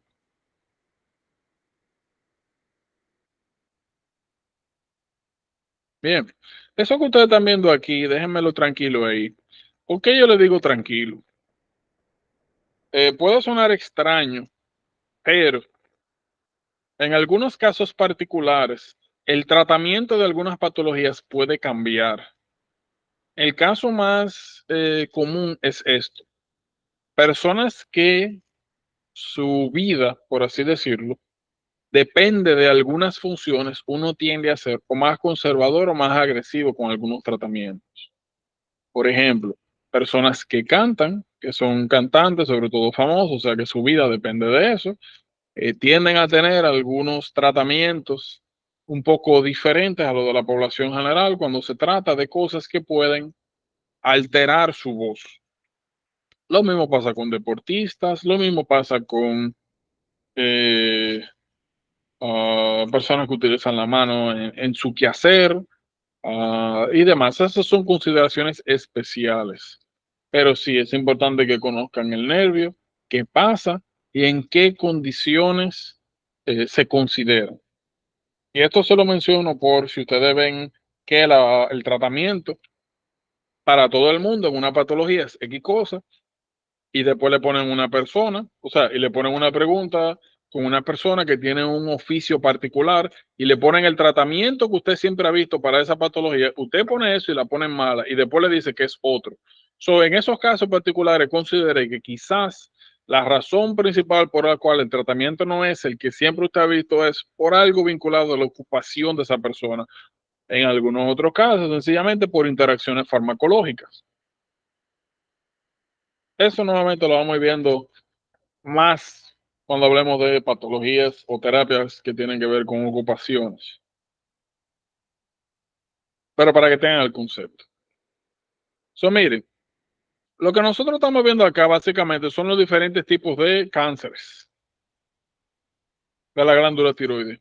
Cada vez que usted ve una masa hipofuncionante, esto es lo que usted tiene que pensar.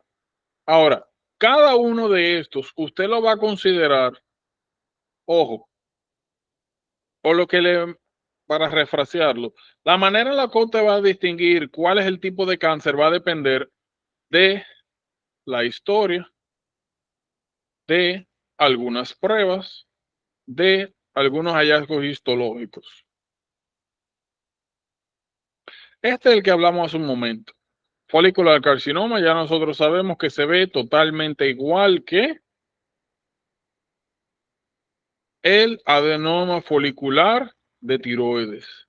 Como nosotros lo distinguimos es tomando una muestra de la glándula y viendo la invasión capsular, o sea, con aspectos histológicos.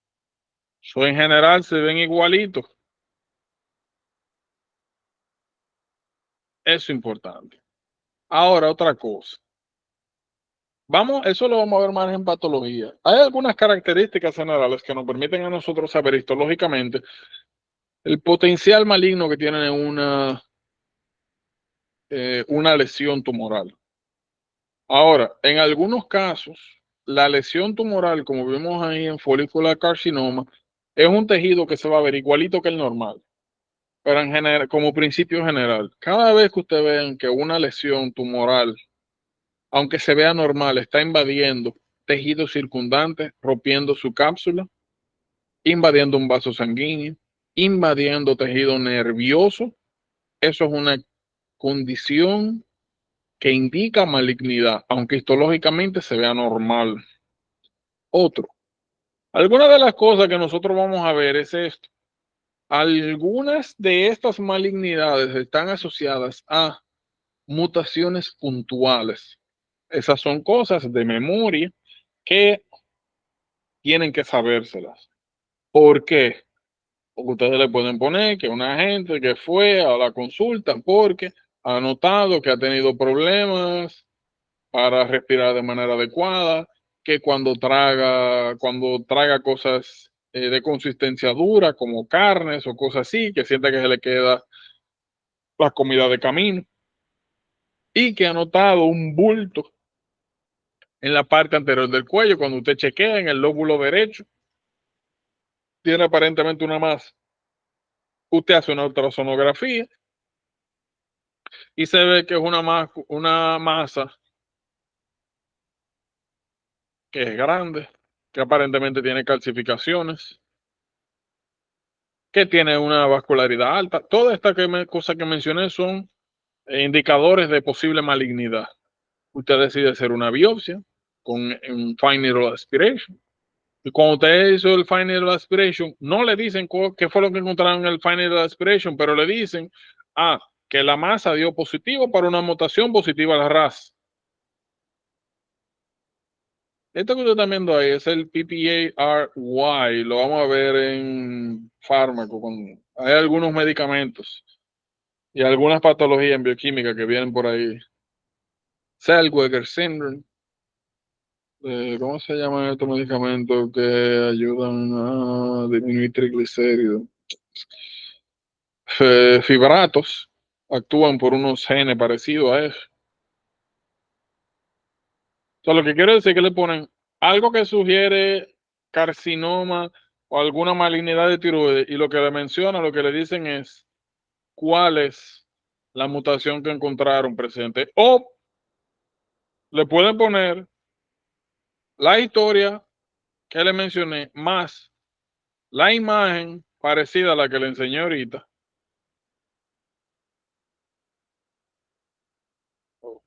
Esto, que eso fueron encontraron algo que parece que está invadiendo, o aquí le ponen un vaso y se ve que la masa se está yendo para allá.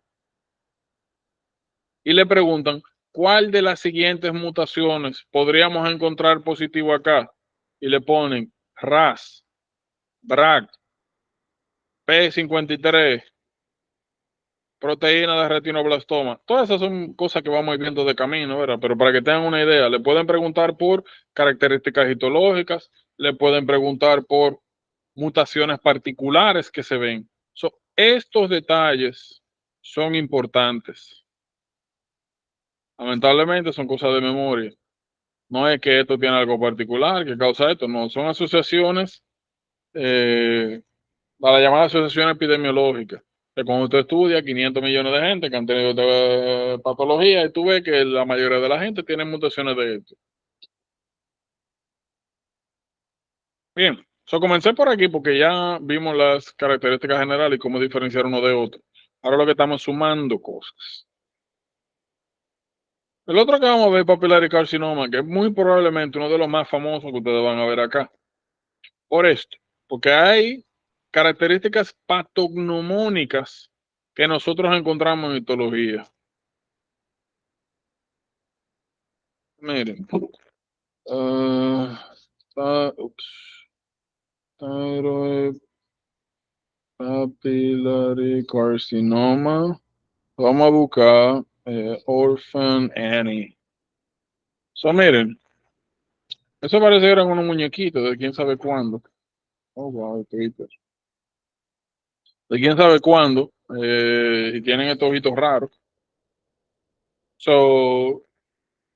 Lo que básicamente significa es que en algunos casos, estas serían células aparentemente normales. Y algunas de ellas van a tener ese efecto en el cual pareciera que no tuvieran núcleo, pareciera que la célula adentro está vacía.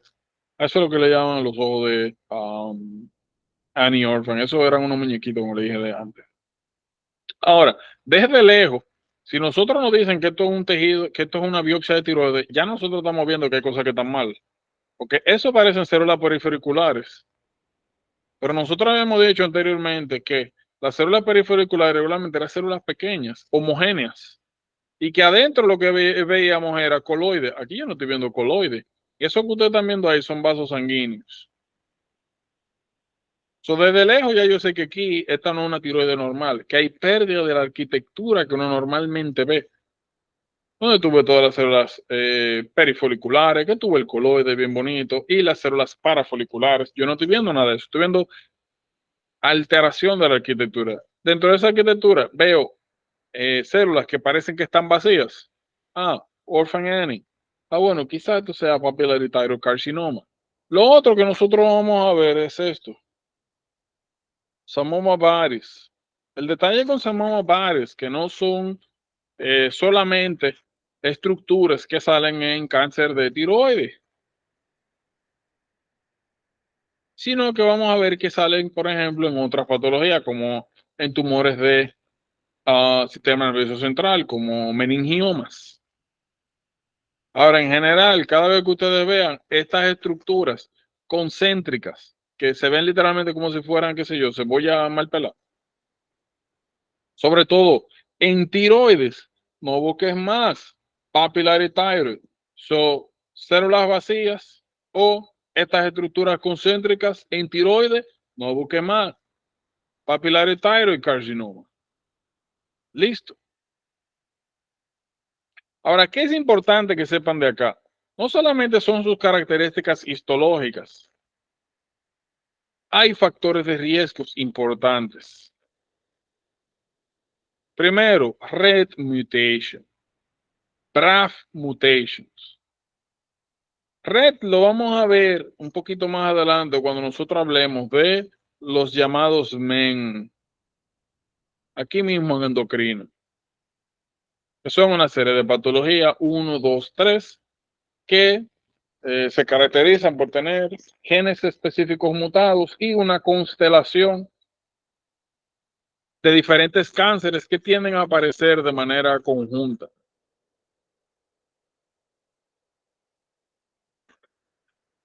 Y ya nosotros sabemos, por ejemplo, se le dicen lo mismo, una persona que tiene problemas para deglutir, para respirar, tiene una masa en el cuello que le está creciendo y le enseñan esta imagen.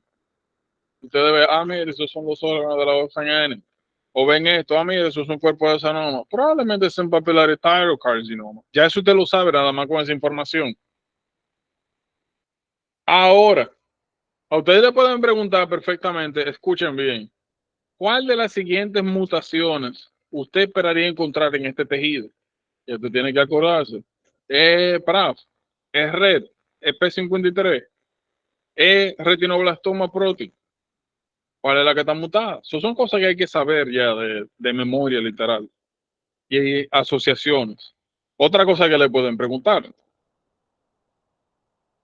¿Cuál de los siguientes es posiblemente una exposición que tuvo este paciente cuando era niño? Y ya sabemos que este cáncer le da principalmente a personas que están expuestas a radiación. Y quizá en la pregunta le pongan que el papá era radiólogo, o que iba a la clínica con el papá, o que, qué sé yo, se mudaron a un sitio dudoso, no sé, Hiroshima, un sitio por ahí de eso. Algo le ponen. O le preguntan cuál de las siguientes sería una pregunta que usted le haría al paciente que tiene estos hallazgos. Le ponen A, historia familiar de cáncer. B, exposición a X fármaco. C, qué sé yo. Pero ustedes entienden la idea. Entonces, esto tiene un componente familiar y tiene, más importante, exposición a radiación en edades tempranas. Por eso es que cuando tiran sobre todo radiografías de pecho, sobre todo en eso tiene que ser todo el mundo, pero a mujeres hay que poner un cobertor de tiroides.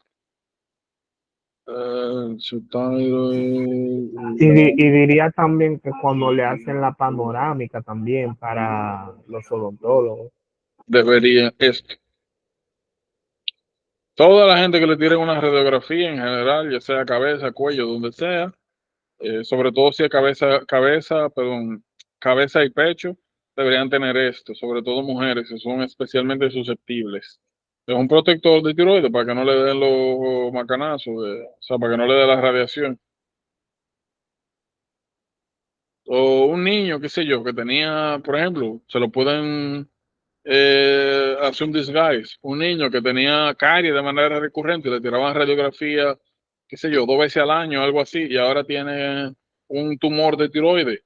Ya te tiene que pensar en thyroid carcinoma, ya te tiene que pensar en su ojo de Anne, ya te tiene que pensar en sus amomobaris.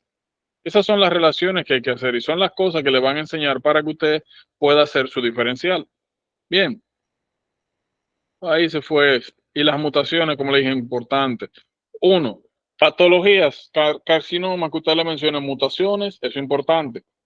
Segundo, patologías, sobre todo infecciosas que esté vinculada al desarrollo de malignidad, son importantes, esenciales. Por lo mismo, ya usted tiene que comenzar a buscarlos. Por ejemplo, ahí nosotros vimos Hashimoto thyroiditis, está en riesgo de desarrollar large B-cell lymphoma. So, ese grupo de personas, usted tiene mucho más cuidado, usted tiene mucho más control, es mucho más sensible a comenzar a buscar esa patología. Alguien con historia de Hashimoto, que ahora está desarrollando enlargement de parótida, que la glándula está aún con tratamiento, agrandeando su tamaño, que la persona está perdiendo peso, que la persona no tiene tanto apetito, que está teniendo febrículas de noche. Historia de Hashimoto, ya usted tiene que ir pensando automáticamente, lo primero que vamos a buscar, pueden ser todos los cánceres del mundo, pero lo primero que vamos a buscar es lo que tiene más riesgo. ¿Qué es lo que tiene más riesgo? Linfoma, porque está asociado con su patología de base. Listo. Listo. Lo otro, miren que nosotros tenemos acá. Medular carcinoma, como le dije, nosotros vamos a encontrar diferentes estructuras, ya sean marcadores o en histología. La misma historia de todas, los mismos síntomas, pero hacen una tinción y ven estas estructuras que se tiñen de manera de ricamente eosinofílica. Ya nosotros sabemos que las proteínas se tiñen de esta manera. Esos son cúmulos de proteínas. Por eso que ustedes ven que en la tiroide normal, la tiroide,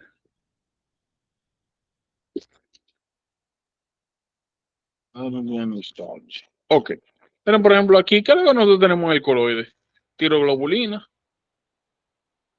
tiroperoxidase. Eso es lo que nosotros tenemos aquí. Todo ese líquido, eso es lo que tiene. Está rico, lleno de proteína, por eso es que se tiñe así. Si ese color rosadito, sobre todo si es intenso, lo que me indica es concentración de proteína. Hay mucha proteína.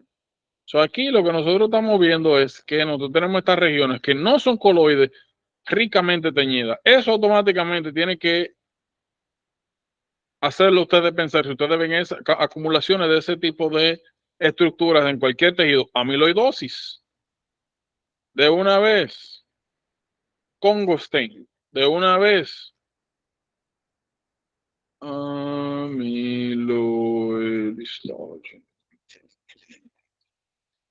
¿Míralo ahí?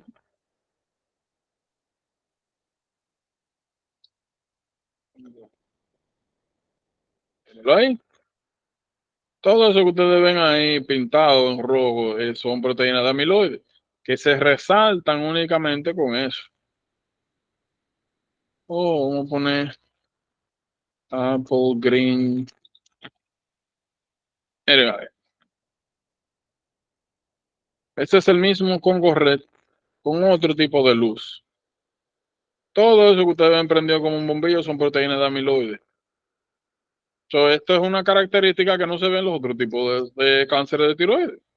Que ustedes vean eso, automáticamente tienen que pensar medular carcinoma. Eso no se ve en las otras. Estas son patologías que toditas se ven igual. Es como hipotiroidismo. Todas se ven iguales, todas es la misma cosa, pero hay o un marcador en sangre o algo en la historia. O aquí, en caso particular, estos rasgos histológicos o mutaciones específicas que te hacen inclinarte por un diagnóstico sobre otro. Listo. Lo otro, de como ustedes ven acá, esto yo se lo había mencionado a ustedes cuando hablamos de calcitonina. ¿Qué le dije? Que calcitonina no era una hormona que básicamente se opone a la PTH y que fisiológicamente hasta la fecha de la humanidad no hay una patología que esté vinculada con hipercalcitonina o hipo. Y en ese momento le mencioné, es un importante marcador para algunos cánceres tiroideos. Porque este es un cáncer que el medular carcinoma produce calcitonina. Tú esperarías que si una persona tiene calcitonina en 30 y tiene el cáncer, si tú lo llevas a cirugía y tú le extirpas el cáncer completo, la calcitonina debería desaparecer. Porque es una hormona que se produce acá por las células parafoliculares tiroideas. Si tú no tienes tiroides, tú no deberías tener calcitonina. Si tú haces la cirugía y te llevas la tiroides completa, tú esperarías que los niveles de calcitonina se vuelvan cero. Ahora, si tú ves que se quedan en 5, si tú ves que se quedan en 10, significa que hay, o no te llevaste toda la tiroides, o ya había metástasis en otro lado. Porque tú eliminaste la glándula donde eso se produce. Entonces, ¿de dónde está saliendo esa calcitonina? De algún sitio. Bien. Y como ustedes ven, tienen sus asociaciones. Aquí tenemos red, que lo vimos acá. Y los MEN, que fue lo que les mencioné. No se preocupen por eso, que lo vamos a hablar ahora. O sea, en este mismo tema. Ahora, lo último que nosotros vemos aquí es que en algunos casos usted tiene la misma sintomatología, una masa que crece, que provoca problemas, compresión de tráquea, compresión de esófago. Usted hace toma una muestra y cuando usted va a ver eso, usted literalmente, bueno, miren, thyroid anaplastic carcinoma. Míralo ahí. Usted le enseñan eso. Dicen, ¿qué diablo es esto? ¿Está seguro que usted sacó eso de la tiroides? Eso no se ve nada.